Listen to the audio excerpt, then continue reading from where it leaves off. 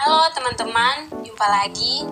Jadi di video kali ini saya akan membahas tentang standar operasional prosedur pemberian injeksi tramadol atau intravena.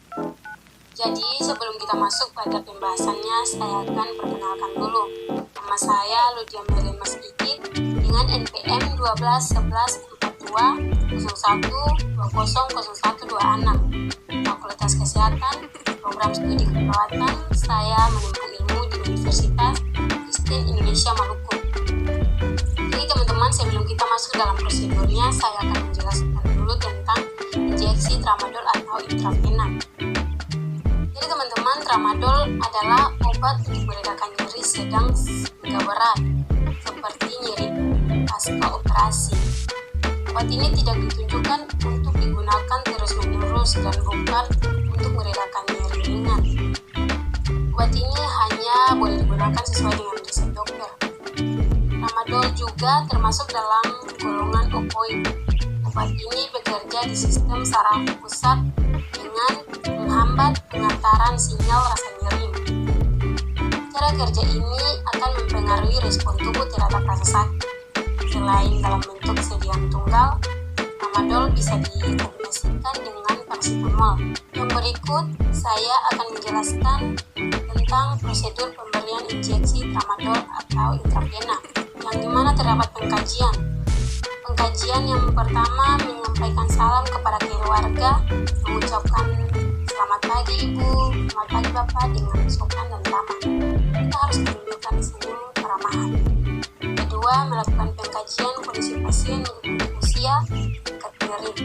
Misalnya menanyakan keluhan pasien dengan bahasa yang sopan, mendengarkan dan memahami semua yang disampaikan pasien dengan pengertian dan empati. Berikut persiapan. Yang pertama adalah mencuci tangan dengan 6 langkah yang tepat. Kedua, menyiapkan alat yang diperlukan. Dalam alat-alat yang digunakan terdapat steril dan tidak steril. Yang steril terdapat spuit 5 cc per 3 cc per atau sesuai dosis yang dibutuhkan. Yang berikut kapas swab. Dalam alat yang tidak steril terdapat baki instrumen 1 pump tramadol. Kita masuk dalam pelaksanaan. Dalam pelaksanaan terdapat pemberian obat melalui intravena atau bolus. Pertama, menjelaskan prosedur yang akan dilakukan dengan teknik reseptif, membaca etika obat dan dosis obat sesuai dengan 6 prinsip pemberian obat yang benar. Mencuci tangan dengan 6 langkah, memasang sarung tangan, mengambil obat dalam tempatnya dengan spuit sesuai dengan takaran atau dosis yang akan diberikan. Tempatkan obat yang telah diambil pada bak injeksi. Observasi tempat pemasangan infus terhadap plebitis. Jika tidak ada plebitis dan jalan infus masih lancar, memasangkan perlak atau pengawas di bawah vena yang akan dilakukan penyuntikan atau pada daerah pemasangan infus. Turunkan drag infus sehingga titisan infus berhenti. Definisikan daerah infus yang akan diinjeksi.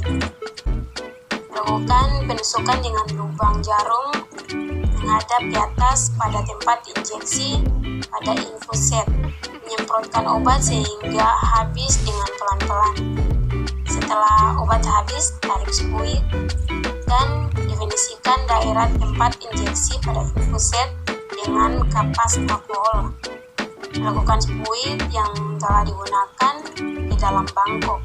Cuci tangan setelah prosedur dilakukan. Kita masuk pada evaluasi. Dalam evaluasi terdapat melihat kondisi pasien, memperhatikan respon pasien selama tindakan dilakukan, menanyakan perasaan pasien setelah tindakan dilakukan. Berikut mendokumentasi tindakan.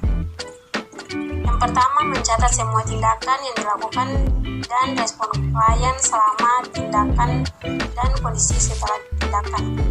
Mencatat dengan jelas, mudah dibaca, tangani disertai nama jelas. Setelah obat habis, tarik spuit dan definisikan daerah tempat injeksi pada infus set dengan kapas alkohol.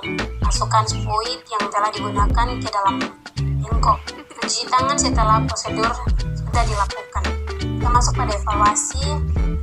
melihat kondisi pasien, memperhatikan respon pasien selama tindakan dilakukan, menanyakan perasaan pasien setelah dilakukan tindakan.